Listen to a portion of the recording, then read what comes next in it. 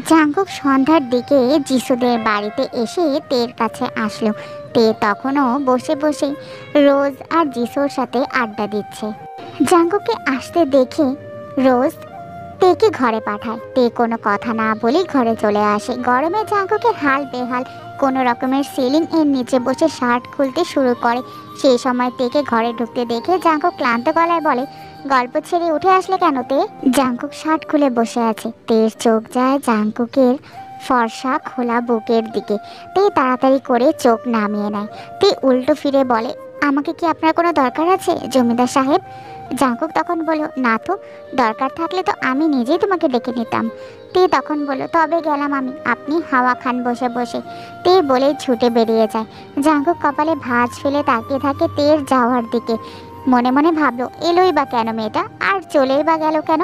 পুরো ঘটনা বুঝতে পেরে ঠোঁট কামড়ে নিঃশব্দে হাসে জাঙ্কুক। টান টান হয়ে শুয়ে কতক্ষণ আগে জিরিয়ে নেয়। তারপর উঠে অন্য একটা শার্ট গায়ে জড়াতে জড়াতে ঘর থেকে বের হয়। সোজা মিনহোর ঘরে উকি দিয়ে দেখে মিনহো বেশ আয়েশ করে শুয়ে আছে। জাঙ্কুক গলা পরিষ্কার করতে করতে ঘরে ঢুকে। মিনহো বিরক্তি নিয়ে দরজার দিকে তাকাতেই চোখে পড়ে জাঙ্কুককে। লাফিয়ে উঠে বসে। জাঙ্কুক হেসে বিছানায় বসতে বসতে বলে, আরে শ্বশুর মশাই, আমাকে দেখে এত লাফানোর কি আছে? আপনি শুয়ে থাকুন, আমি একটু মাইন্ড করব না। ফাঁকা ঢোক গিলে মিনহো। জাঙ্কুক খানিকটা এগিয়ে এসে মিনহোর কাঁধে হাত রাখে। হাসতে হাসতে বলে, দুপুরে মামিজান আর আমার শালিকাকে কি বকা দিয়েছিলে মিনহো? আরেকবার আমার সামনে দাও তো। মিনহোর হাত পা কাঁপা শুরু হয়ে গেছে। জাঙ্কুকের সামনে আমতা আমতা শুরু করে। জাঙ্কুক মিনহোর কাঁধে তার নখ বসিয়ে দেয়। এতটাই গভীরভাবে নখ বসে যায় যে মিনহোর কাঁধের মাংস ভেদ করে ভেতরে ঢুকে যায়। মিনহো ব্যথায় চিৎকার দিয়ে ওঠে। অথচ জাঙ্কুকের চোখে ক্ষোভ আর ঠোঁটে অদ্ভুত এক হাসি। যত সময় যায় একটু একটু করে মিনহোর চিৎকার আরও গভীর হয়। এক সময় জাঙ্কুক নিজেই ছেড়ে দেয় মিনহোকে। মিনহো নিজের কাঁধ আঁকড়ে নিয়ে ব্যথায় ছটপট করতে থাকে। জাঙ্কুক ভাবলেশীনভাবে ঘর থেকে বের হতে হতে বলে, এই জীবন জাঙ্কুকের কথা অমান্য করার সামান্য একটু শাস্তি দিলাম তোমাকে। ঘরের বাহির থেকে এই দৃশ্যের পুরোটাই দেখে যিশু। ভয়ে রীতিমতো কাঁপতে থাকে। জাঙ্কুক ঘর থেকে বের হওয়ার আগেই যিশু লুকিয়ে পড়ে। এরপর কোনো রকমের দৌড়ে যায় নিজের মা আর তের কাছে। যিশুর হঠাৎ কাঁপাকাঁপি আর অদ্ভুত আচরণ খেয়াল করে দুজনেই চমকায়। যিশু কোনো রকমের বড় বড় শ্বাস নিয়ে তের হাত ধরে বলল, তে, আব্বা, আব্বা। তে ভ্রু কুচকায়। অজানা আশঙ্কা কেঁপে উঠে যিশুকে আগলে নিয়ে ব্যস্ত কণ্ঠে বলে, ঠিক আছিস তুই? মামা কিছু বলেছে তোকে? রোজ নিজেও ভয় পেয়ে যায়। যিশু কোনো রকমের বলে, না, জলদি ঘরে চল। তে, রোজ আর যিশু মিনহোর ঘরে গিয়ে দেখে মিনহোর পুরো কাঁধ রক্তে ভেসে যাচ্ছে আর মিনহো খাটের উপর পড়ে ছটপট করছে। মিনহোর হঠাৎ এমন অবস্থা দেখে ঘাবড়ে যায় সবাই। মিনহোকে নিয়ে মনের মধ্যে ঘৃণা থাকলেও সবাই ছুটে যায়। তে এক হাতে কাঁধ চেপে ধরে রক্ত বন্ধ করার চেষ্টা করে। তের পুরো শাড়ি ভিজে যায়, তবুও রক্ত বন্ধ হয় না। নিজের আঁচল তুলে তে ভালো করে ক্ষত জায়গাটা পর্যবেক্ষণ করে। কেউ যেন মনের ক্ষোভ মেটাতে খুব যত্ন করে ছুরি দিয়ে কেটে দিয়েছে কাঁধ। তে দ্রুত চেপে ধরে। বাড়ির মধ্যে একটা হই হুল্লোড় পড়ে যায়। তিনজনে মিলে কোনো রকমের ঘর থেকে বের করে আনে মিনহোকে। এতটা চিৎকার চেঁচামেচি শুনেও জাঙ্কুক নিশ্চিত মনে শুয়ে আছে নিজের ঘরে। রোজ ভ্যান ডাকতে গেলে মিনহোর কথা শুনে কেউ এগিয়ে আসে না। তে মিনহোর ব্যথায় নীলবর্ণ ধারণ করা মুখের দিকে তাকিয়ে তাচ্ছিল্যের সুরে বলে, কতটা ঘৃণিত ব্যক্তি হলে গ্রামের একটাও মানুষ আপনার বিপদে এগিয়ে আসলো না, তা কি বুঝেছেন মামা? এতটাও পাপ করা উচিত না, যতটা পাপ করলে মানুষও মুখ ফিরিয়ে নেয়। মিনহো ব্যথার্থ অবস্থাতেও তের পুরো কথা শুনলো। হয়তো প্রথমবারের মতো মনে মনে ভীষণ আফসোস হলো জাঙ্কুকের কথা না শোনায়। সন্ধ্যা পেরিয়ে রাতের অন্ধকার নেমে এসেছে। মিনহোকে কোনো রকমের হাসপাতালে ভর্তি করিয়েছে। রোজ রাতে সেখানেই থাকবে। বাড়িতে থাকবে যিশু, তে আর জাঙ্কুক। যিশু এখনও তেকে পুরো বিষয়টুকু বলে উঠতে পারেনি, তবে ঠিক করেছে বাড়ি গিয়ে যেভাবে হোক বলবে। বাড়িতে ঢুকে তে যিশুকে তার ঘরে যেতে বলে, নিজে এগোয় নিজেদের ঘরের দিকে। জাঙ্কুক কোথায় তা দেখাই তার মূল উদ্দেশ্য। সে যদি খুব ভুল না হয় তবে মিনহোর এই অবস্থা জাঙ্কুকই করেছে। তে ঘরে ঢুকে দেখে জাঙ্কুক চোখ বন্ধ অবস্থায় শুয়ে আছে। এই অসময়ে যে জাঙ্কুক ঘুমাবে না তা খুব ভালো করে জানে তে, তাই সরাসরি জাঙ্কুকের দিকে তাকিয়ে জিজ্ঞেস করে, এত চিৎকার চেঁচামেচির পর ঘর থেকে বের হননি কেন জমিদার সাহেব? জাঙ্কুক চোখ বন্ধ অবস্থায় বলল, যেই মারে সে কি কখনো কাউকে সুস্থ করার জন্য মারে নাকি? জাঙ্কুকে সহজ ভাষার স্বীকারোক্তি দেখে তে অবাক হয়ে চেয়ে থাকে জাঙ্কুকের দিকে। জাঙ্কুকের চোখ জোড়া তখনও বন্ধ বন্ধ চোখে আবারও বলল, এত অবাক হওয়ার কি আছে তে? তুমি কি জানতে না কাজটা আমি ছাড়া করার মতো আর কেউ নেই? তে দীর্ঘশ্বাস ফেলে, নিজের মতো ঘুরে চলে যাওয়ার জন্য পা বাড়ায়। দরজা পর্যন্ত গিয়ে ঘাড় বাঁকিয়ে পেছনে ফিরে তাকায়, জাঙ্কুকের দিকে তাকিয়ে বলে, জমিদারের ছেলেরা এসবে একটু বেশি অভ্যস্ত। মানুষ মারা তো তাদের কাছে ডাল ভাতের মতো। আমি জিসোর সাথে ঘুমাবো, দরজাটা লাগিয়ে নিজেও ঘুমান। জাঙ্কুক তখন বলল, জামাই আদর কে করবে শুনি? নতুন জামাই যে না খেয়ে আছে তার কি কোনো খোঁজ আছে? তোমার মামা তো এখনো মরেনি, তাহলে আমার খাওয়া বন্ধ করেছো কেন? জাঙ্কুকে নির্বাক ভঙ্গিতে খাওয়ার কথা তোলা যেন তের কাছে আশ্চর্যজনক কোনো ঘটনা। এত কিছু করে আবার বলছে তাকে জামাই আদর করতে। লোকটা কি পাগল নাকি? নাকি লোকটার মন বলতে কিচ্ছু নেই? তের মনের প্রশ্নগুলোর উত্তর অদ্ভুতভাবে জাঙ্কুক নিজেই দিল। যখন মানুষ বারবার হৃদয়ে আঘাত পায় তখন আর মন হৃদয় বলতে কিছুই থাকে না তে, দয়া মায়া বলতেও কিছুই থাকে না। শুধু থাকে নিষ্ঠুরতা, পাষাণতা আর ভাঙা হৃদয়, যা পাথরের মতো শক্ত হয়, তুলোর মতো নরম নয়। জাঙ্কুকের এমন উত্তর শুনে তে অবাক হয়ে গেল। মনে মনে ভাবলো, আমার মনের কথাই জাঙ্কুক বুঝলো কি করে? আর জাঙ্কুক বুঝলোটাই বা কি? মাথার মধ্যে প্রশ্নের জট পেকে যায় তের। মাথার চিন্তা মাথাতে রেখে রোবটের মতো জাঙ্কুককে বলল, খেতে আসেন জমিদার সাহেব। ব্যাস কথাটা বলেই তে বেরিয়ে যায় ঘর থেকে। জাঙ্কুক উঠে বসে, তের যাওয়ার দিকে তাকে বিড়বিড় করে বলে, আমার পাথর হওয়া হৃদয়কে তুমি ফুলের মতো মসৃণ সুন্দর করে দাও তে। অপরদিকে খাওয়া দাওয়া শেষে জেহব এসেছে তার বাবার ঘরে। জিন তখন ন্যান্সির সাথে হল রুমে বসেছিল। ঘরে ঢুকে জেহব দেখে নামজুন বসে আছে। জেহব কয়েকবার ফাঁকা ঢোক গিলে নামজুনের সামনে দাঁড়ায়। নামজুন ছোট ছেলেকে নিজের ঘরে দেখে বেশ স্বাভাবিক স্বরেই বলে, কিছু বলবে জেহব? এ সময় আমার ঘরে যে? জেহব দৃষ্টি এদিক ওদিক করে। সে জানে সে যা বলতে এসেছে এই কথা শোনার পর তার আব্বা জান যে ঝড় তুলবে তা ভয়ঙ্কর হবে। বুকে অনেকটা সাহস জুগিয়ে জেহব একদমে বলে, আমি লিসাকে বিয়ে করতে চাই আব্বা জান। জেহপের এমন কথা শুনে নামজুন বেশ চমকায়, চোখ তুলে তাকায় ছেলের দিকে। জেহপের দৃষ্টি তখনও মেঝেতে। হুট করে তার গালে পড়ে এক বিশালাকার থাপ্পড়। ব্যথায় টনটন করে উঠে জেহপের গাল জ্বালা করে উঠে মুহূর্তে। জেহপ নিজের তাল সামলাতে না পেরে সরে যায় দুপা। থাপ্পড়ে তালে মাথা হ্যাং মেরে যায় কিছুক্ষণ। যখন মস্তিষ্ক ধরতে পারে তার সাথে কি হলো, তখন জেহপ অবাক চোখে তাকায় নিজের আব্বাজানের দিকে। নামজুনের চোখে তখন আগুন জ্বলছে। রাগে ক্ষোভে দাঁতে দাঁত চেপে জেহপের উদ্দেশ্যে বলল, তুমি কি বলছো? তোমার কল্পনাতেও আছে? বয়স তোমার কেবল 21। মানলাম তুমি বিয়ে করতে চাও, তাই বলে লিসাকে? তোমার সাহস দেখে আমি অবাক হচ্ছি জেহপ। জেহপ নির্বাক হয়ে বলল, অবাক কেন হচ্ছেন আব্বাজান? আমি কি আপনাকে এর আগে বলিনি আমি লিসাকে কতটা পছন্দ করি? আপনি তো আমাকে বলেছিলেন আমি বিশ্ববিদ্যালয়ের পড়া শেষ করলে আপনি নিজ দায়িত্বে লিসাকে আমার হাতে তুলে দেবেন। আপনি কি আপনার দেওয়া কথা ভুলে গেছেন? নামজুন অপ্রস্তুত হলো। জেহপের যে এখনো আগের বিষয়টা মনে আছে সে এটাই ভেবে অবাক হচ্ছে। জেহপ যখন উচ্চ মাধ্যমিক পরীক্ষার প্রস্তুতি নিচ্ছিল তখনই লিসারা গ্রাম ছেড়ে শহরে পা দেয়। জেহপ তখন সব পড়ালেখা ছেড়ে নামজনের কাছে হাউমাউ করে কেঁদে উঠেছিল ভয়।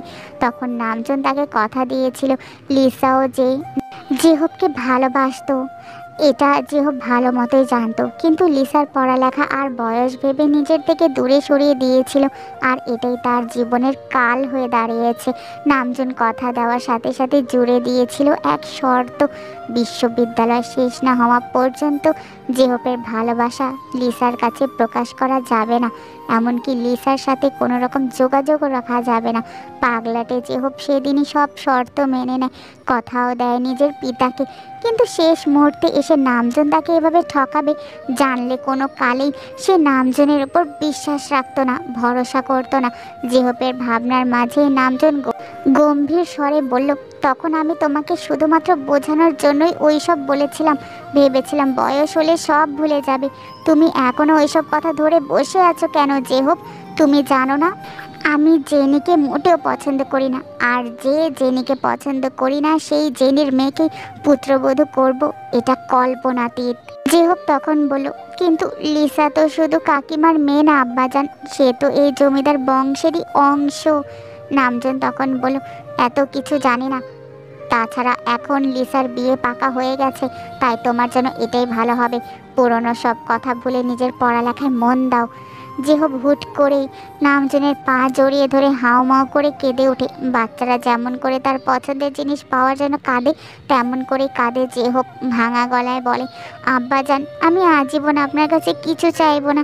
আপনার লিসাকে পছন্দ না হলে ওকে বিয়ে করে আমি দূরে চলে যাব, তবুও ওর বিয়ে অন্য কোথাও হতে দেবেন না। আপনি আমাকে যখন যেভাবে চলতে বলেছেন আমি চলেছি। জীবনে আম্মাজান আর জিমিনের পর আমি একটি মাত্র নারীকে মন প্রাণ উজাড় করে ভালোবেসেছি, তাকে এভাবে আমার থেকে কেড়ে নেবেন না। আমি আজীবন আপনার পায়ের নিচে পড়ে থাকবো, কখনো আপনার কোনো কথা অমান্য করব না। শুধু আমার লিসাকে আমার করে দিন। আমি তো আপনার ছেলে আব্বাজান, আমার থেকে লিসাকে কেড়ে নিয়ে এভাবে ধীরে ধীরে মৃত্যুর দিকে ঠেলে দিবেন না আব্বাজান। হুশ জ্ঞান হারিয়ে গেছে জেহবের। নিজের আব্বাজানের সামনে বেহায়ার মতো নিজের ভালোবাসার দাবি করে যাচ্ছে। ছেলেরা নাকি কাঁদে না, অথচ একটা 21 বছরের যুবক তার ভালোবাসা পাওয়ার তাগিদে হাউমাউ করে কাঁদছে। এই কান্না দেখেও মন গলে না নামজনের। নিষ্ঠুরের মতো পা ছাড়িয়ে নিয়ে কাট কাট গলায় বলে, এসব বলে কিছুই হবে না জেহব, তুমি এক্ষুনি বের হও আমার ঘর থেকে। জেহবের কান্না অটোমেটিক বন্ধ হয়ে যায়, শব্দ বের হয় না মুখ থেকে। বিধ্বস্ত চেহারা নিয়ে এলোমেলো পায়ে ঘর থেকে বের হয়। বাইরে তখন জিন দাঁড়িয়ে আছে। জেহব নিজের শার্টের হাতায় চোখ মুছতে মুছতে বের হয়। জিনের দিকে এক পলক তাকিয়ে চলে যায়। জিনের চোখে তখন আগুন জ্বলছে। ছোট ছেলের চোখের পানি দেখে ভেতরে জ্বলন বাড়ে।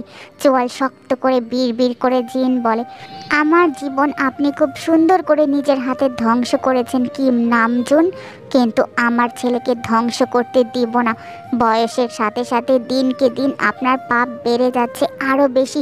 আমার ছেলের এক এক ফোঁটা চোখের জলের মূল্য চোকাতে হবে আপনাকে। কতটা কষ্টের হবে দিনগুলো শুধু আমি ভাবছি। পরের দিন সকালে মিনহুকে হসপিটাল থেকে বাড়ি নিয়ে আসে রোজ। বেলা তখন 10টা। মিনহুর কাঁধে ব্যান্ডেজ।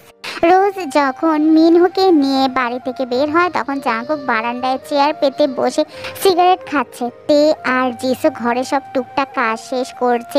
মিনহু জাঙ্কুককে দেখে বেশ ভয় পায়। জাঙ্কুক ঠোঁট প্রসারিত করে হাসে, সিগারেট ফেলে দিয়ে পায়ে পিষে সিগারেটের আগুন নেভায়। তারপর এগিয়ে আসে মিনহুর দিকে আর বলে, মামা শ্বশুরের অবস্থা কি? হাসপাতালে মজা পেয়েছেন তো মামা? বেশি কষ্ট হয়নি তো? মিনহুর শ্বাস প্রশ্বাস ঘন হয়ে যায় জাঙ্কুকের এমন কথা শুনে। রোজ স্বাভাবিক ভঙ্গিতেই সবটা দেখে। মিনহুর প্রতি তার মনে যতটা ক্ষোভ আছে, তাতে মিনহুর এই অবস্থা দেখে সে এতটুকু ব্যথিত নয়। উল্টো কেউ তো এই জানোয়ারটাকে পিষে দিয়েছে, এটাই যেন রোজের শান্তি। মিনহুকে ঘরের দিকে নিয়ে যায় রোজ। জাঙ্কুক শরীর টান টান করে হাসে। এরপর জাঙ্কুক তেকে ডাকে। তে কলপার থেকে বের হয়ে আসে ভ্রু কুচকে বেশ রাগী কণ্ঠে বলে, চেঁচান কেন? কি সমস্যা আপনার? জাঙ্কুক তখন বলল, আরে বউ, তোমার মামা আসছে হাসপাতাল থেকে, যাও যাও তার সেবা করো। তে তখন বলল, আপনার মন চাইলে আপনি করেন, আমার কাজ আছে। জাঙ্কুক পাত্তা দেয় না তের কথায়। নিজের মতো বাড়ি থেকে বের হতে হতে বলে, বিকেলে তৈরি হয়ে থাকবে, আমরা আজ বাড়ি যাব। তের কপালে ভাঁজ প্রসারিত হয়। জাঙ্কুকে যাওয়ার দিকে তাকে বিড় করে। সেই সময় ঘর থেকে বের হয় রোজ। তে আঁচলে হাত মুছতে মুছতে কণ্ঠস্বর নরম করে বলে, সারা রাত তোমরা কিছু খাওনি মামি, চলো কিছু খেয়ে নাও, মামাও তো খাবে তাই না? রোজ দীর্ঘশ্বাস ফেলে, তের দিকে তাকিয়ে মাথা নাড়ায় আর বলে, জিসু কোথায় রে? কিছু খেয়েছে ও? তে মাথা নাড়িয়ে হ্যাঁ বলে। তারপর রোজের হাত টেনে নিয়ে যায় খাবার ঘরে। রোজ তে খাবার খেতে বলেই নিজে খাবার নিয়ে যায় মিনহুর ঘরে। মিনহু তখন ঘাড় বাঁকিয়ে শুয়েছিল। তে খাবার নিয়ে ঢুকতে ঢুকতে বলে, ঘাড় বাঁকা মামা, জমিদার জামাই তাহলে হাসপাতালে স্বাদও খাইয়ে দিল আপনাকে? মিনহু চমকে তাকায়, তের দিকে তাকাতেও ভয় পায়। তে খাবার রেখে বলে, আপনাকে এত ঘৃণার পরও আপনাকে বাঁচিয়ে রাখার কারণ কি জানেন মামা? একেবারে মরে গেলে আপনার পাপের শাস্তি কম হয়ে যাবে। আপনাকে তো মারবো তিলে তিলে, যেন সমস্ত পাপের জন্য আপনার আক্ষেপ শেষ না হয়। অপরদিকে ইয়োনো সকালে জানিয়েছে বিয়েটা সে দেরি করতে চায় না। জাঁকু কাটতে বাড়িতে ফিরলেই তাদের এঙ্গেজমেন্টের ব্যবস্থা করতে বলা হয়েছে। এতে কেউ সামান্য আপত্তি করেনি। নামজুন নিজেও রাজি হয়ে গেছে, শুধু ভেতর ভেতর পড়ছে লিসা আর জেহব। জেহব একবার ভাবে সে সরাসরি লিসা আর জেনির সাথে কথা বলবে, আবার ভাবে এতে যদি হিতে বিপরীত হয় কি করবে আর কি করবে না ভেবেই প্রায় পাগল পাগল অবস্থা জেহবের। সারাটা দিন ঘরের মধ্যে দরজা বন্ধ করে শুয়েছিল।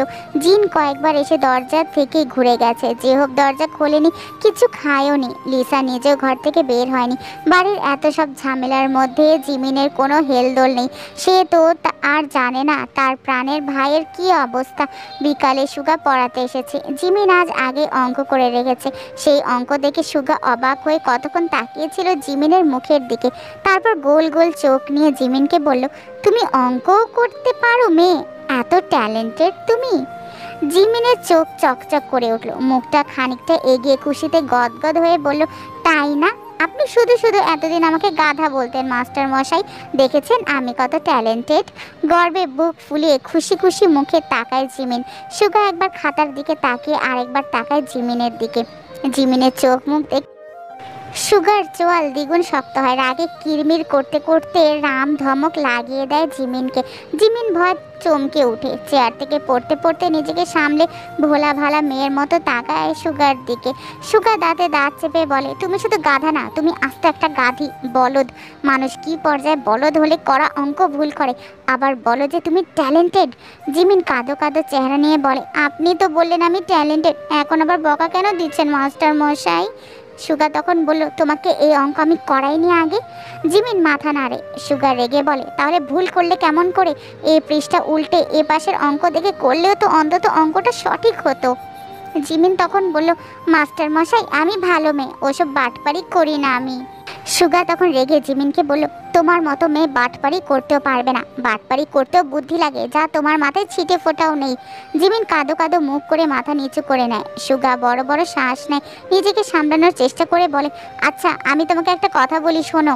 জিমিন তাকায় সুগার দিকে। সুগা বেশ শান্ত স্বরে বলে, দেখো আর মাত্র 2 মাস পরই তোমার মাধ্যমিক পরীক্ষা, অথচ তুমি কিন্তু কিচ্ছু পারো না।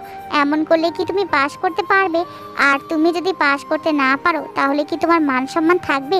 লোকে যখন বলবে জমিদারের মেয়ে মাধ্যমিক ফেল, তখন কি তোমার ভালো লাগবে, নাকি তোমার বাড়ির কারো ভালো লাগবে বলো? জিমিন তখন আস্তে করে বলল, ভালো লাগবে না মাস্টার মশাই। সুগা তখন বলল, তাহলে কি তোমার উচিত না পড়ালেখা করার? জিমিন মাথা নাড়ায়। সুগা ভাবে জিমিন বোধহয় বুঝেছে, কিন্তু সুগাকে হতাশ করে জিমিন বেশ উৎফুল্ল স্বরে বলল, কিন্তু আমি তো কিছু পারি না মাস্টার মশাই। আর এত কষ্ট করে পড়ালেখা করার থেকে তো ভালো আমি ফেল করে বিয়ে করে ফেলবো। সুগার রাগ মাথা চাড়া দিয়ে ওঠে। টেবিলের নিচে ব্যাথ ছিল, কোনো কিছু না ভেবে ওই ব্যাথ তুলে নিয়ে সরাসরি জিমিনকে বলল, হাত পাতো জিমিন। জিমিন ভয় হাত আগায় না, ভয়ে চোখ মুখ খিচে রাখে। সুগার আগে নিজেই জিমিনের হাত টেনে এনে ঠাস করে 2টা বাড়ি লাগিয়ে দেয়। ব্যথায় জিমিনের চোখ মুখ নীল বর্ণ ধারণ করে। সুগা দাঁতে দাঁত চেপে বলে, অঙ্ক না পারার শাস্তি এগুলো। এখন থেকে অঙ্ক না পারলে এভাবেই প্রতিটা অঙ্কের জন্য 2টা করে বাড়ি খাবে। ব্যথায় জিমিনের চোখ বেয়ে জল গড়ায়। মাথা নত করে হাত আগলে নিয়ে অন্য হাতে কাপা কাপা ভাবে কলম নেয়। অভিমানে আর একবারও চোখ তুলে তাকায় না সুগার দিকে। রাত তখন প্রায় 10টার মতো। যে যার মতো ঘুমিয়ে পড়েছে। জাঙ্কু কাটতে আজ ফেরেনি। যেহব সারাদিন নিজেকে ঘরবন্দি করে রাখলেও রাতের বেলা হঠাৎ করে ঘর থেকে বের হয়। মাথায় চেপে বসেছে নিজের ভালোবাসা পাওয়ার জেদ। নামজন তাকে ঠকিয়েছে, তার মানে এই না সে নিজের ভালোবাসা বিসর্জন দিয়ে আরামে ঘুরে বেড়াবে। রাগ, জেদ, হিংস্রতা মাথা চারা দিয়ে উঠে ধূপধাপ পায়ে ঘর ছেড়ে বেরিয়ে হাঁটা লাগায় লিসার ঘরের উদ্দেশ্যে। লিসা তখন জেগেই ছিল, মেঝেতে বসে জানালার বাইরে তাকিয়েছিল অন্যমনস্ক হয়ে। হঠাৎ করে ঘরের দরজায় কড়া নাড়া শব্দে চমকে ওঠে, নিচু স্বরে বলে, কে? প্রথমেই জেহব জবাব দেয় না, বড় বড় শ্বাস নিয়ে বেশ অনেকটা সময় পর স্বাভাবিক স্বরে বলে, আমি জেহব, দরজা খোল। লিসা চমকায়, দৃষ্টি এদিক ওদিক করে আর ভাবে, এত রাতে হঠাৎ করে জেহব ভাই এই ঘরে কেন? হৃৎপিণ্ডের ওঠানামা বেড়ে যায় লিসার। কোনো রকমের বসা থেকে উঠে দাঁড়িয়ে ধীর পায়ে দরজা খুলে নেয়। দরজায় দাঁড়ানো জেহবের চোখ মুখ দেখে বেশ ভয় পায় লিসা। লাল হওয়া চোখ মুখে জেহবকে কোনো হিংস্র প্রাণীর থেকে কম কিছু লাগছে না। বার কয়েক ঢোক গেলে কাঁপা কাঁপা গলায় লিসা বলল, এত রাতে তুমি এখানে কেন জেহব ভাই? কিছু বলবে? জেহব জবাব না দিয়ে বাহু টেনে ধরে লিসার, শক্ত করে চেপে ধরে চোয়াল শক্ত করে বলে, তুই শুধু আমার লিসা, আমি কোনো মতেই তোকে অন্যের হতে দেব না। যা করছি বা করব তার জন্য ক্ষমা করিস। লিসা কিছুই বুঝলো না, ফ্যাল ফ্যাল করে শুধু চেয়ে রইল জেহবের মুখের দিকে। জেহব কয়েকবার বড় বড় শ্বাস নিয়ে হুট করেই হাত দেয় লিসার শাড়িতে। লিসা আটকে ওঠে, চিল্লিয়ে উঠে জেহবের হাত ছাড়ানোর চেষ্টা করতে করতে বলে, জেহব ভাই দোহাই লাগে তোমার, আমার শাড়ি ছাড়ো। কি করছো কি এটা তুমি? লিসার চেঁচানোর পরও জেহব ছাড়ে না, শাড়ি একটানে খুলে ফেলে। লিসার চেঁচামেচি বেড়ে গেছে। জেহব তখন ভালোবাসা পাওয়ার লোভে অন্ধ হয়ে গেছে। তার মাথায় একটাই চিন্তা ঘুরছে, কিভাবে লিসাকে পাওয়া যাবে। বোকা জেহব রাগের মাথায় কত বড় সিদ্ধান্ত নিয়ে ফেলেছে তা বোধহয় একবারের জন্য ভাবেনি। লিসা কান্না শুরু করে দিয়েছে। জেহব লিসা ব্লাউজের এক অংশ ছিঁড়ে ফেলে। লিসা হাউমাউ করে কান্না করছে আর বারবার চেঁচিয়ে নিষেধ করছে জেহবকে, কিন্তু জেহব নিজের মাঝে নেই। লিসার চেঁচামেচির শব্দে জেনি, বোগাম, ইয়োনো প্রথমে দৌড়ে আসে। এ পাশের উল্টো দিকে নামজুন, জিন, কাই, ন্যান্সি দৌড়ে আসে। লিসা আর জেহবকে এই অবস্থা দেখে সবাই স্তব্ধ হয়ে যায়। জেনি মাথায় হাত দিয়ে কান্না শুরু করে দেয়। বোগাম এসে লিসার থেকে জেহবকে দূরে সরিয়ে থাপ্পড় বসিয়ে দেয়। জেহব থাপ্পড় খেয়ে সরে যায়, লিসাকে আগলে নেয় জিন আর জেনি। লিসা লজ্জায় ভয়ে শব্দ করে কাঁদছে। ততক্ষণে নামজুন, কাই, ন্যান্সি সবাই এসে গেছে। লিসাকে এমন অবস্থা দেখে সবাই হা হয়ে যায়। বোগাম ততক্ষণে নামজুনকে সবটা খুলে বলে। নামজুন রাগে এসে জেহবের গালে থাপ্পড় বসিয়ে দেয়। সবকিছু এত তাড়াতাড়ি হয়ে গেল যে জেহবের বুঝেও আসলো না কি থেকে কি হয়ে গেল। এত রাত্রে হল রুমে বাড়ির সবাই বসে আছে। লিসা এক কোণে জড়সড় হয়ে বসে আছে। জেনি মুখে আঁচল চেপে বিলাপ করে কাঁদছে। জিন বেশ স্বাভাবিক আছে। কায়ের এসব কিছুতেই মাথা ব্যথা নেই। নামজুন, বোগাম, জাংকুক গম্ভীর হয়ে আছে। তে জিমিন লিসার পাশে বসে আছে। জিমিনকে অনেকবার তার ঘরে যেতে বলা হয়েছে, কিন্তু লিসার কান্না দেখে জিমিন আর যায়নি। এই রাতের বেলাতেই জাংকুক আর তেকে খবর পাঠিয়ে বাড়িতে এনেছে নামজুন। জেহব সবার থেকে খানিকটা দূরে এক কোণায় মাথা নিচু করে আছে। রাগে জিদে মানুষ যে অন্যায় করে বসে তার উদাহরণ জেহব। সে কখনো ভাবতেও পারেনি এমন একটা জঘন্য কাজ সে করে বসবে।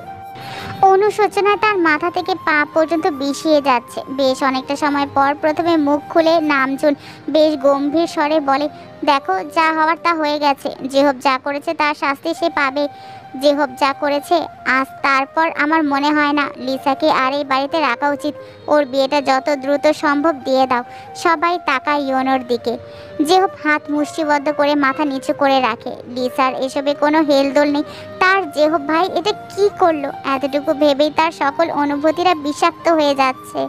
সবার ভাবনার মাঝে ইয়োনো বেশ স্বাভাবিক সাবলীলভাবে বলল, সবাই আমার দিকে তাকাচ্ছেন কেন? আপনাদের কি মনে হয় আমি এমন চরিত্রহীনা মেয়েকে বিয়ে করব? মানে বিয়ের আগে ফুলসজ্জা করবে একজন আর আমি ফাও ফাও বিয়ে করে বউ ঘরে তুলবো? কান ঝাঝা করে ওঠে লিসার, চোখ দুটো লাল হয়ে যায়। বোকা মাথা নিচু করে নেয়। তে বেশ তীক্ষ্ণ দৃষ্টিতে তাকিয়ে বলে, বড়দের সামনে কি বলছেন তা ভেবে বলছেন আপনি? আর ফুলসজ্জা বলতে কি বোঝাতে চাচ্ছেন? সবাই জানে এমন কিছুই হয়নি, তবু আপনি অযথা এসব কেন বলছেন? আপনার বিয়ে করতে ইচ্ছে হলে করুন, নয়তো সসম্মানে বাড়ি থেকে বের হয়ে যেতে পারেন। সদর দরজার রাস্তাটা ওই দিকে। ইয়োনো আর তার মা খেপে ওঠে। তেকে যা তা বলতে শুরু করে। মুহূর্তেই পুরো হলরুমে যা তা কাণ্ড শুরু হয়ে যায়। জাংকুক বেশ শান্ত হয়ে উঠে আসে। ইয়োনোর সামনাসামনি এসে ঠোঁট প্রসারিত করে হেসে বলে, জমিদার বাড়িতে দাঁড়িয়ে সেই বাড়িরই মেয়েকে বউকে যা তা বলছিস? গলা কাঁপছে না ইয়োনো? আমি কাঁপাবো তোর গলা। ইয়োনো আঁতকে ওঠে। জাঙ্কুকের সামনে বসে এসে ঠান্ডা মাথায় এত বড় ভুল কেমন করে করলো সেটা ভেবে গলা শুকিয়ে আসে তার। জাঙ্কুক নামজনের দিকে তাকিয়ে বলে, ইয়োনো আমাদের লিসাকে কি রিজেক্ট করবে? আমরাই ওকে রিজেক্ট করলাম। ওর মতো সস্তা মানসিকতার ছেলে আমাদের লিসা ডিজার্ভ করে না। বোগাম তখন জাঙ্কুকের কাছে এসে বলল, তোর ভাইয়ের জন্য আজ আমার মেয়ের এই অবস্থা। জাঙ্কুক, এখন আমার মেয়েকে কে বিয়ে করবে? ইয়োনো নিজের মানুষ হয়েও মেয়েটাকে বিয়ে করতে অস্বীকার করলো, সেখানে অন্য কেউ ওকে কেন বিয়ে করবে? বোগামের কথার পিঠে জাঙ্কুক স্বাভাবিক ভাবে জবাব দিল, যার জন্য এত কিছু হলো সেই করবে। জেহব বিয়ে করবে লিসাকে। জেহব এতক্ষণে মাথা তুলে তাকায় জাঙ্কুকের দিকে। লিসার শিরা উপশিরা কেঁপে ওঠে। নামজুন চমকে উঠে বলতে নাই, কিন্তু এটা।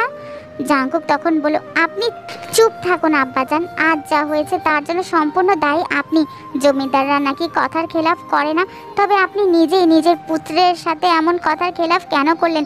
আপনার জন্যই, শুধুমাত্র আপনার জন্যই জেহব এমন ভুল সিদ্ধান্ত নিয়েছে, যা শুধু ভুল না, অন্যায়ও। ভালোবাসা পাওয়ার আশায় অন্ধ হয়ে গিয়ে কতটা নিচু কাজ করতে গিয়েছিল তা ও নিজেও জানে না। আপনি জানতেন জেহব ঠিক কতটা ভালোবাসে লিসাকে, অথচ আপনি নিজের দাম্ভিকতা ধরে রাখতে দুজনের জীবনটাই নষ্ট করে দিলেন। তাই এই ক্ষেত্রে আপনি চুপ থাকলেই ভালো হয়। জাঙ্কুক কথা শেষ করতেই তে খানিকটা অবাক চোখে তাকায় জাঙ্কুকের দিকে। পাশ থেকে লিসা কোনো রকমের উঠে দাঁড়িয়ে জাঙ্কুককে উদ্দেশ্য করে বলে, কিন্তু আমি বিয়েটা করতে পারবো না বড় ভাইজান। সবাই লিসার দিকে তাকায়। কিছু জিজ্ঞেস করার আগেই লিসা নিজেই বলে, আমি তোমাকে এমন ভাবিনি জেহব ভাই।